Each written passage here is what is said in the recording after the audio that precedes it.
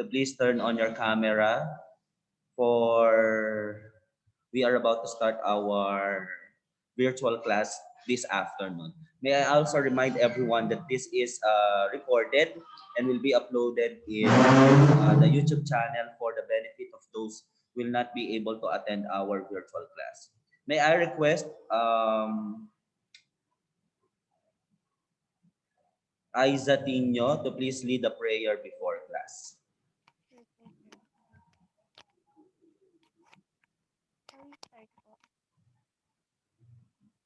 Aiza, sige. Okay, start na po tayo. Para hindi ka namin naririnig, Aiza.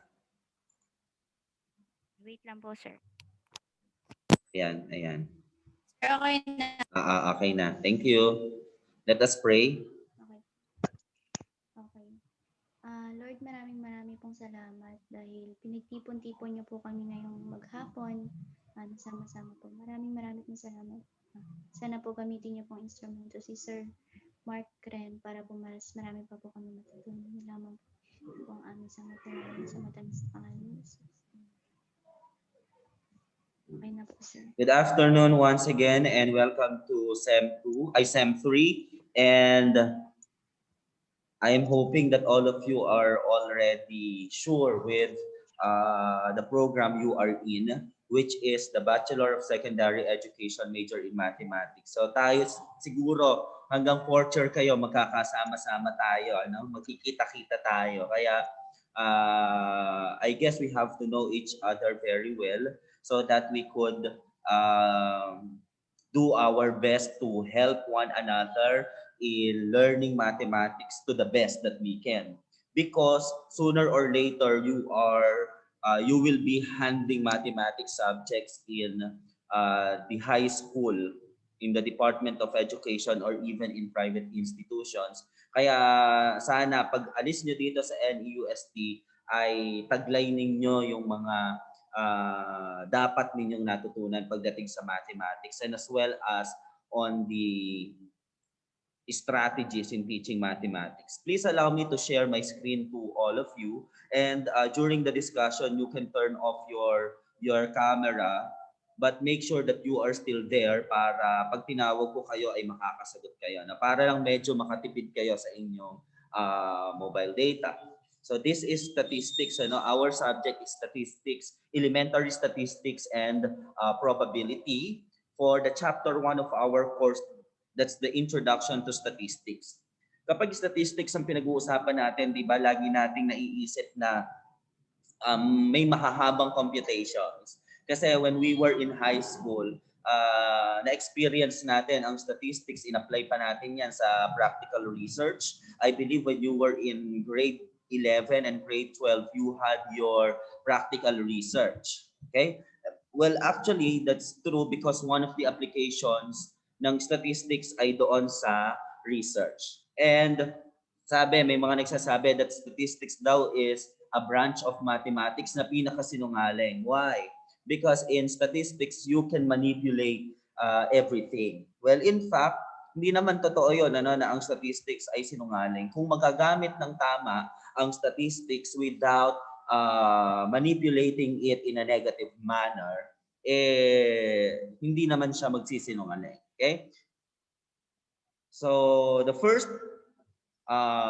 term that we have to define kapag pinag-usapan natin ang statistics ay variables. Pakibasa nga ang definition ng variable. Mariel? Can I hear it from Mariel? Variables. A variable is a characteristic or condition that can change or take on different values. All right. So can we correct it already as a future teacher? Madalas nyo kasing babanggitin ito sa mathematics, yung word na variable. Hindi siya variables, Hindi siya yung x and y variables. Yan yung sabi natin dati, We correct it already that we pronounce this word correctly, and that is variable. Okay, so variable is a characteristic or condition that can change or take on different values. even even sa iba pang branches of mathematics, ang variables naman ganyan din, ano? Sometimes we represent variables by x and y, sometimes we represent variables by real life representations, like for example the people, the plants, the animals, the things that surrounds us. All those can be a variable. So pwede yan, pwedeng emotion, pwedeng academic performance, pwedeng yung general weighted average natin. Lahat yon pwedeng maging variable. Okay? At bawat variable ay merong characteristic or condition. So like for example, kapag ang ginamit natin ay mga letters, all those are unknown variables na pwedeng magkaroon ng iba't ibang values. Like for instance, in a linear equation, we have two variables there, x and y, wherein x is the independent variable and y is the dependent variable. Ibig sabihin, kapag nagbago yung x, magbabago si y.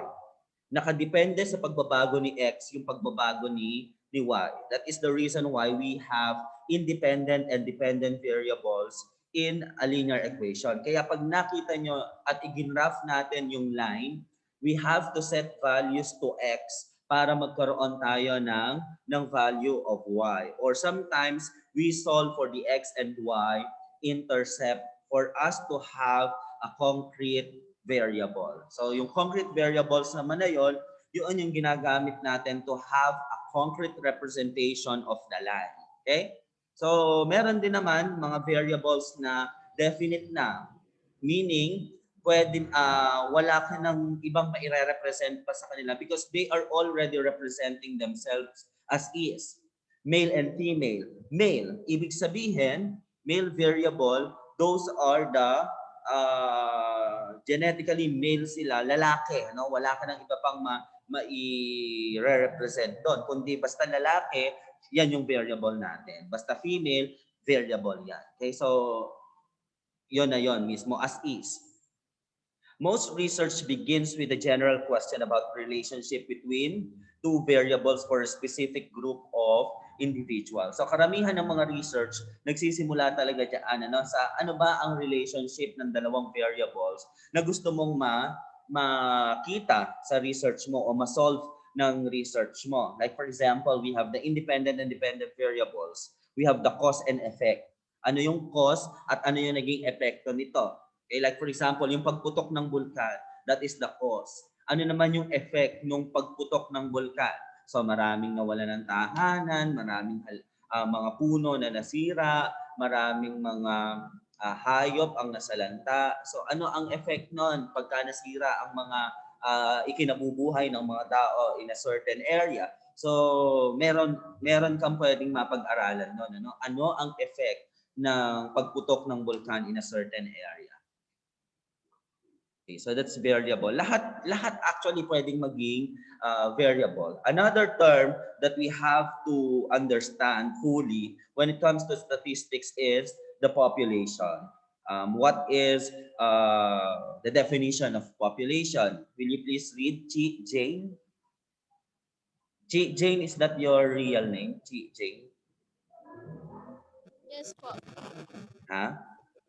Apo, sir. Alright, medyo mahina. Sige nga, will you please read population? The entire group of individuals is called the population. Alright. So the entire group of thank you, Chi. The entire group of individuals is called the population. So yung buong grupo ng mga individuals, ang tawag natin doon ay population. Like for example, sinabi natin the College of Education students. Pag sinabi natin College of Education students, yun yung ating population.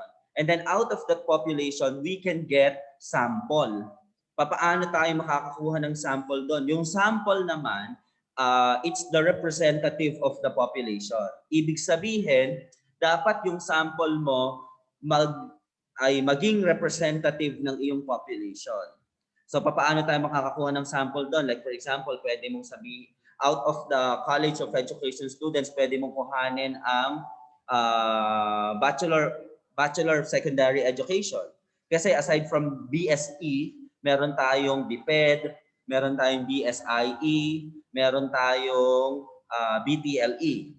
So, yung sample natin out of the population pwedeng maging Bachelor of Secondary Education. So, for example, a researcher may be interested in the relationship or in the relation between class size. That's the first variable, class size. Ano ibig sabihin nun? Kung ilan ang estudyante sa loob ng isang klase.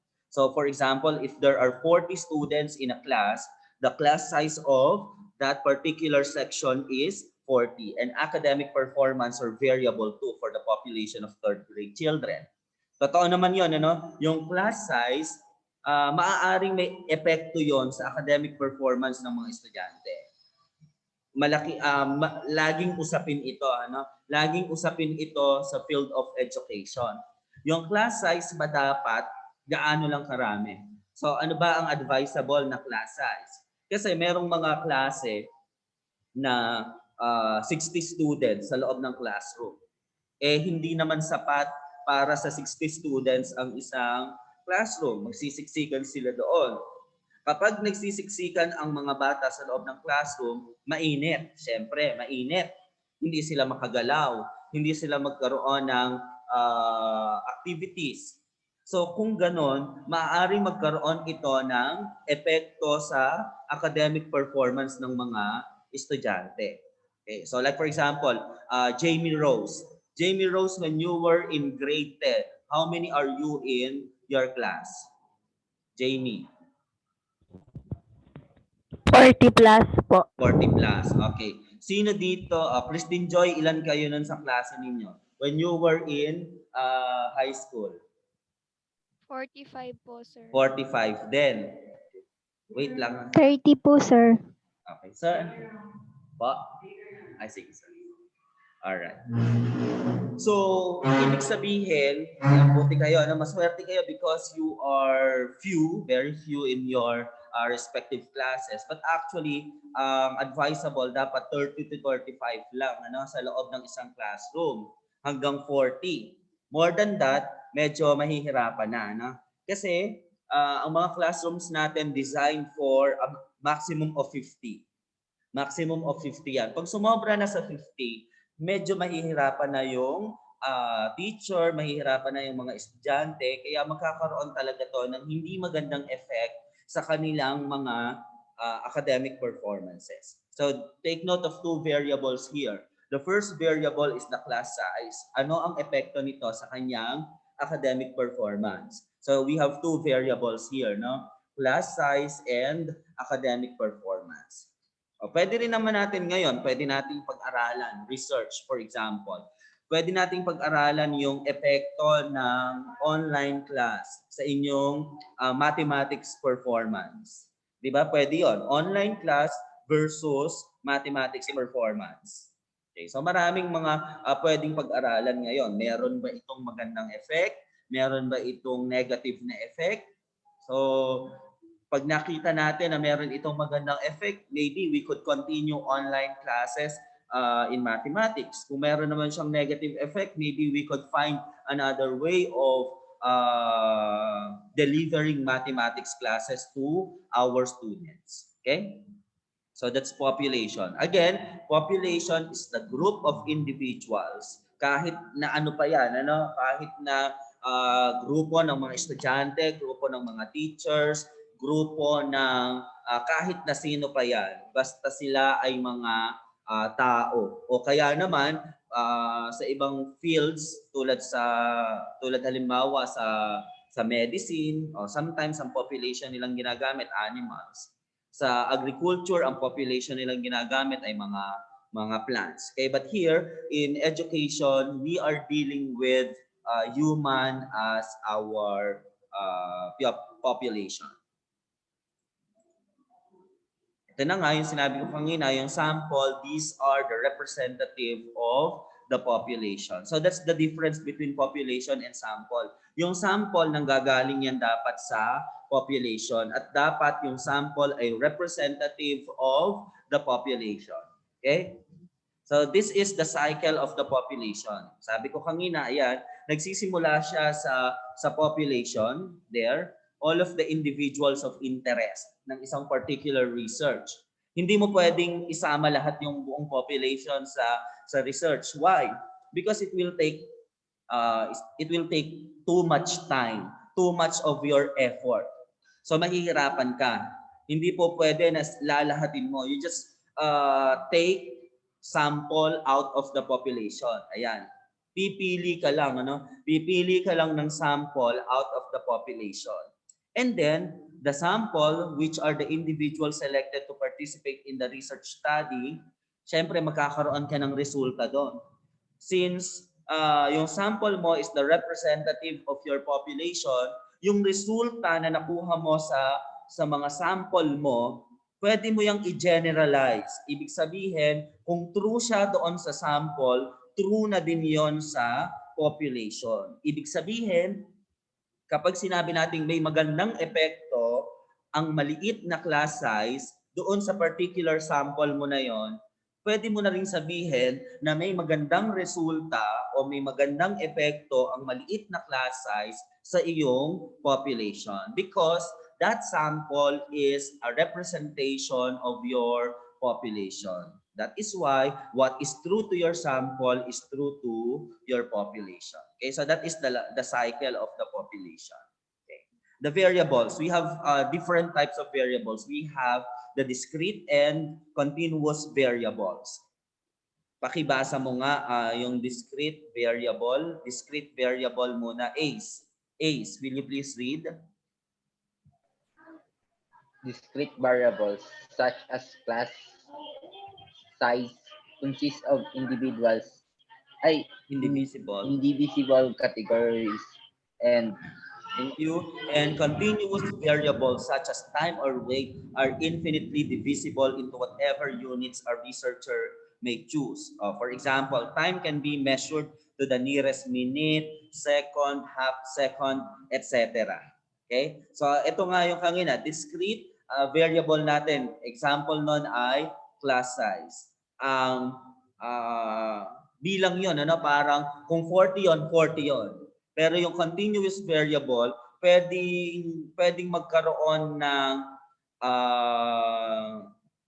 pagbabago dito. No? Pwedeng magkaroon ng pagbabago. Depende sa preferred ni researcher. Tulad nga halimbawa ng time. Kung gusto niya na ito ay to the nearest hours, nearest second, po pwede. Tulad ng weight. Kung gusto niyang unit dito ay kilograms, po pwede. Kung pwedeng grams, pwede. It depends upon the discretion of the researcher. So that's discrete and continuous variables. Once again, paalala ko lang, most of the time as mathematics teachers, you will be saying this word variable. So please let us use it. Okay. Another term that we have to know when it comes to statistics ay experiments. The goal of an experiment is to demonstrate a cause and effect relationship between two variables. Ayan. So kaya tayo nagkakaroon ng experiments para malaman natin ano ba ang cause at ano ba ang effect o para mapakita natin kung ano ang cause at ano ang effect ng dalawang variables. That is to show that changing the value of one variable causes changes to occur in a second variable. Like for example, we have PBB, 'di ba? Sa PBB or the Pinoy Big Brother house. Ipinapasok dito sa loob ng PBB yung mga iba't ibang klase ng mga individuals. So syempre, itong mga individual na ito ay hindi used manirahan kasama ang iba pang mga tao na hindi naman nila kilala. At to the fact na merong mga cameras sa loob ng buong bahay. So the behavior, of course, of these people, maaaring magbago yon because of the different factors. Number one, yun nga, nakikisama sila sa mga hindi naman nila kakilala. Number two, alam nila na mayroong mga camera na nakapalibot sa kanila. Okay? At alam nila na mayroong mga nag-o-observe sa kanila. So all those ay pwedeng magkaroon ng epekto sa emotion o sa maaaring maramdaman ng mga tao, maaaring ikilos ng mga taong ito. Okay? So that is actually one form of research, the Pinoy Big Brother. No? Isang research na, okay. Kaya tignan nyo, karamihan halos ng mga nananalo sa Pinoy Big Brother are those people who are socially inclined, magaling makisama, kasi that's the yun yung pwede mong gawin para magtagal ka sa loob ng bahay ni Kuya, ano? Matuto kang makisama because in the end merong votation. Iboboto o ino-nominate nila kung sino yung gusto nilang maalis, sino yung gusto nilang mag-stay. Okay? So, syempre, iboboto ka para mag-stay kung magaling kang makisama at nakikita nila na ikaw ay nagpupursige para mag-reach out into other housemates. Marami pang mga experiments, like for example in mathematics. Ano ang epekto ng paggamit sa grade 1 ng paggamit ng mga bato para matutong magbilang ang mga bata? I still remember my teacher when I was in grade 1. Siyempre, bilang-bilang yun. Ano? Tinuturuan tayo magbilang. Pinagdadala niya kami ng mga stones, pinagdadala niya kami ng popsicle sticks, and then through that, meron kaming binibilang namin yung isa-isa. Pag may addition na, kukuha kami ng 4 na popsicle sticks at saka 10 stones, and then we join it together, then we count it one by one. So mas naging madali sa amin ang pag-a-add because of all those manipulatives. Ayun, ang tawag natin doon, manipulatives, kasi meron kang hinahawakan, meron kang minamanipulate. Mas madali sa ating matuto kung meron tayong minamanipulate. Like for example, now, mas madali niyong maintindihan ng experiment because meron kayong nababasa, which is the PowerPoint presentation. Kung magkakaharap lang tayo at ako lang yung pinakikinggan ninyo, medyo mahirapan kayo dyan. At mas titindi pa yung inyong pagkatuto kung kayo ay nagsusulat. Di ba? Kasi binasa nyo na yon, sinulat nyo pa, mas nagkakaroon ng retention. Okay? So, may manipulation na nagaganap. Merong mga manipulatives kayong ginagamit. Tayong ginagamit para sa pagkatuto. Okay, so here is an example of an experiment. Sabi dito, population of first grade children, meaning first grade 1. Sample A taught by method A. So, yung isang sample, tinuruan sila ng gamit yung isang method. At tapos yung pangalawang sample naman, tinuruan din sila gamit yung iba pa ring method. And then, isinummarize natin yan. We get the average. Ang average score ng sample A ay 76. Yung average ng sample B ay 71. So anong klase ng statistics ang ginamit natin dito? Descriptive statistics. Gamit ang mean. Mean yun, measure of central tendency, mean.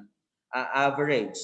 As you can see, pag kinompare natin yung averages ng dalawang samples na to, sample A is greater than sample B. 76 versus 71. So, pwede tayo magkaroon ng conclusion dito. No? Pwede nating ma-interpret yung score na to. Pag in-interpret na natin ngayon yung score na ito using the average or using the mean, using descriptive statistics, ang mangyayari na sa atin, ang ina-apply na natin nun ay inferential statistics. Pag nag-interpret ka na, that is already inferential statistics using the descriptive statistics. Okay? So what can be our interpretation here? The average score of sample A is 76 and the average score of sample B is 71. Kapag tinignan mo pa lang, madali mo nang masabi na pwedeng mas effective si method A kaysa kay method B.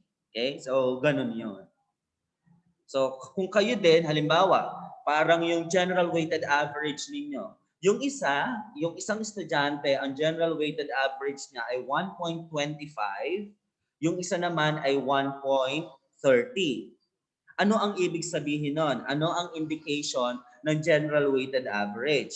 Yung 1.25 perform better than the student who got an average of 1.30.